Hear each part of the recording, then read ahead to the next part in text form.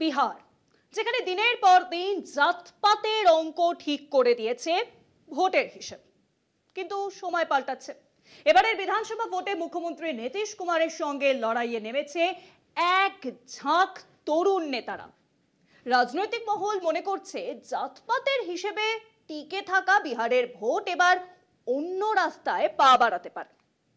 জাত বাছাই নয়, কাজ চাই যুব সমাজের জন্য, এটাই বিহারের তরুণ নেতাদের প্রথম কথা। তবে কিনা এর সঙ্গে থেকেই যাচ্ছে সেই পরিবারতন্ত্রের গল্প। রাজার ছেলে রাজাই হবে, মুখ্যমন্ত্রীর ছেলে মুখ্যমন্ত্রী। তবু বিহারের ভোট এবার একটু হলেও অন্যরকম। আগামী নভেম্বরে বিহার বিধানসভার ভোট। রাজ্যের মুখ্যমন্ত্রীর কুর্সিতে প্রায় 2 দশক ধরে রয়েছেন মধ্যসত্তরের কুর্মী নেতা জেডিইউ সুপ্রিমো নীতিশ কুমার। তার একদা সতীর্থ বিহারী যাদব সম্প্রদায়ের নেতা আরজেডির প্রতিষ্ঠাতা লালু প্রসাদ যাদব বার্ধক্যজনিত কারণে দলের চেয়ারম্যান পদে থাকলেও আরজেডির উত্তরাধিকার তাঁর তরুণ পুত্র বিধানসভার বিরোধী দলনেতা তেজস্বী যাদবের হাতে। আসন্ন বিধানসভা ভোটের মুখে প্রৌঢ় নীতিশের শারীরিক ও মানসিক স্বাস্থ্য নিয়ে প্রশ্ন উঠেছে। মুখ্যমন্ত্রী তাঁর ইলেকট্রনিক্স ইঞ্জিনিয়ার পুত্র নিশান্ত কুমারকে রাজনীতিতে আনতে চলেছেন। গোবলয়ের আরেক প্রান্তিক জনগোষ্ঠী পাসওয়ান, একদা অস্পৃশ্য এই অনগ্রসর জাতিগোষ্ঠীর নেতা ছিলেন লোক জনশক্তি পার্টির প্রতিষ্ঠাতা রামবিলাস পাসওয়ান।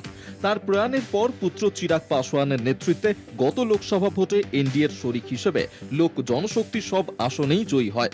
চিরাগ তার সাংসদ পদ ছেড়ে বিধানসভা ভোটে প্রতিদ্বন্দ্বিতা করতে চান বলে জানিয়ে দিয়েছেন। অর্থাৎ এনডিএ ক্ষমতায় ফিরলে নীতিশের বিকল্প হয়ে উঠতে পারেন চিরাগ। প্রশান্ত কিশোর ভোট কুশলীর পেশা ছেড়ে বছরখানেক আগে নিজে দল করেছেন জনসুরাজ পার্টি। শাসক ও বিরোধী শিবিরের এইসব তরুণ মুখী আগামী বিধানসভা ভোটের ভাগ্য নিয়ন্ত্রণ করতে চলেছে।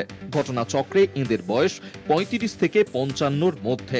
বিগত জনগণনার নিরিখে বিহারের বর্তমান জনসংখ্যার 57% অনূর্ধ্ব 25 বছর।